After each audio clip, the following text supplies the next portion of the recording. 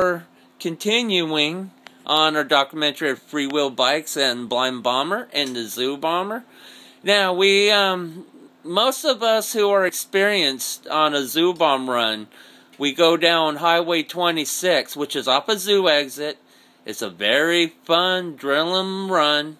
And even his original driver, Rodney, clocked this poor guy down 70 miles down an hour.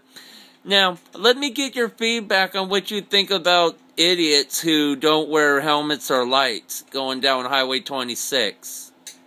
Like I said before, on anything else, they're just asking for trouble. They're going to get killed. It's an injury already happening. Do you remember back then, before we got barricaded by Pepper a few weeks, we were going down K2 and a bunch of idiots went through and blew through a stop sign? Yes, I do. Oh, yeah. Well, we won't go for that far, but, we've had our ups and downs, but sometimes we have to remember, too. They all in the city of Portland knows what we're up to, but on the other hand, we do got to keep things cool, too, and, but, what was that? But as I was, I was going to say, depending on the bike safety of Hellway, so, like, when we talk about people, why is it so asinine, in your opinion, too, Bomber? Of course, I know it. When you don't wear a helmet, or, you're just partying, and... Well, the bad thing about wearing a helmet is which I've learned the hard way with some of my accidents, and I finally started wearing a helmet. It's just, you do something stupid, and you go, like, I saw a guy one night, because he wasn't wearing a helmet. He was crossing some railroad tracks, and he didn't cross them properly, and because of it, he split his skull. His skull, he split his skull. I remember that, and he got carried off by an ambulance. Yeah, and it wasn't pretty. And that bike ride, and that could take the fun out of bike ride, but it's just a reality check on how dangerous these hills are. And it's not just zoo hill, any hills you go nationwide, anywhere there's hills. Anywhere in the world, any hills you go down.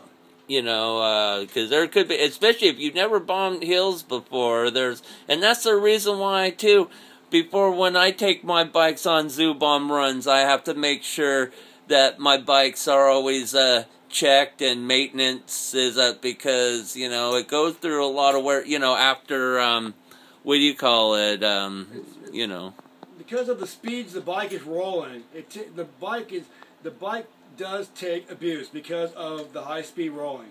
And that's why I recommend, and that's why with any bike that I work on, why I use filled with grease, because it can handle it. I mean, the day I was really impressed with filled with grease was the time that my buddy and I, our very first time, we went down this run called K2 on my 26-inch Univega, and we had a computer on board.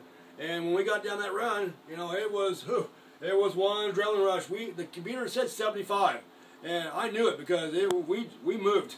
But I'm saying because of that filled with grease, I mean, I don't think any other grease could handle that high rolling frictions and those bearings were taking.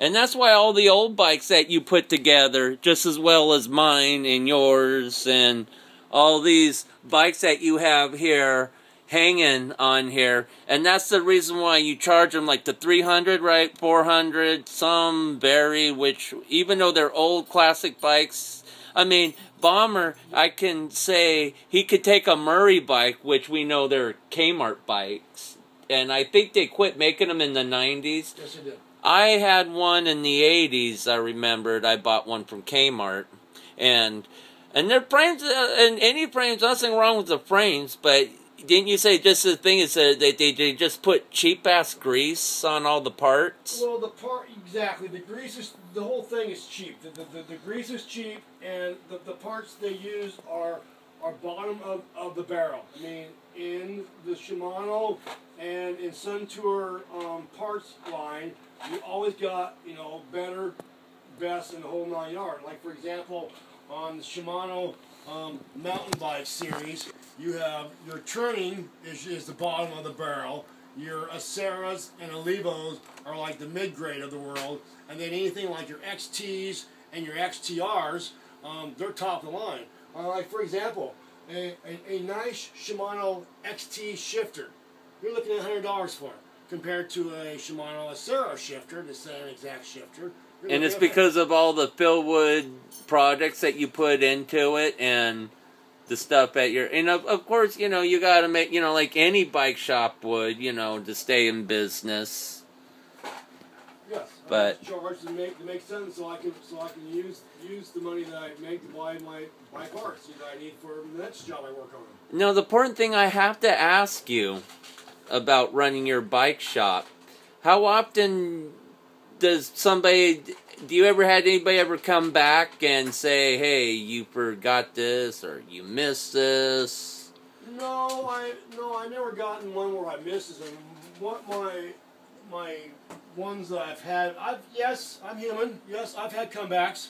One comeback was a gentleman. I put a new chain on his bike, and one of the links broke, which I had to fix it. Which that's my model here is anything that comes out of the shop.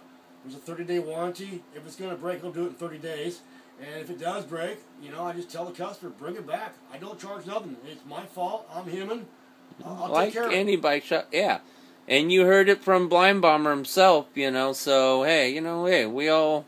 But I could say, no, I wanted to say before we continue with our next clip, I just wanted to put a good word of mouth that Bomber did such a good job. When he built my bike after having this powder coated, after we had another bike mechanic that did a kindergarten job. Yeah, what would you know? And I have to ask Blind Bomber too, because he rebuilt that bike. So it was like 2 times now he's built this bike from bare bottom and up. What was your opinion about our that paint job before this paint job? I only have one word to say about that paint job, and if people know who this person is and they understand what I'm saying, that was Earl Shives. Well, you heard that from Blind Bomber. Paint job. Yes, but I am so impressed. I got a little bit of work left to do here. Not much. I mean, I probably might have to do something about my rims because I have, you know, little bugs I have to take. But, you know, just like any motor vehicle, right? As you would agree with me, Bomber? Like any motor vehicle or anything that has bugs in it. Well, you get wear and tear. Yeah. And that's what a lot of these happens. Like what I'm doing right now with your bike. It's just a wear and tear part that you're dealing with. The pads went down, replacing your pads because they got worn down. There's one piece that broke on you. It just got old. You know, it's just wear and tear. Yeah. And as I would say, you know. And you probably get neighbors that come in dealing with the same similar issues. Yes, I do. Most of my customers who come in, a lot of the stuff is because of flat tires. Right.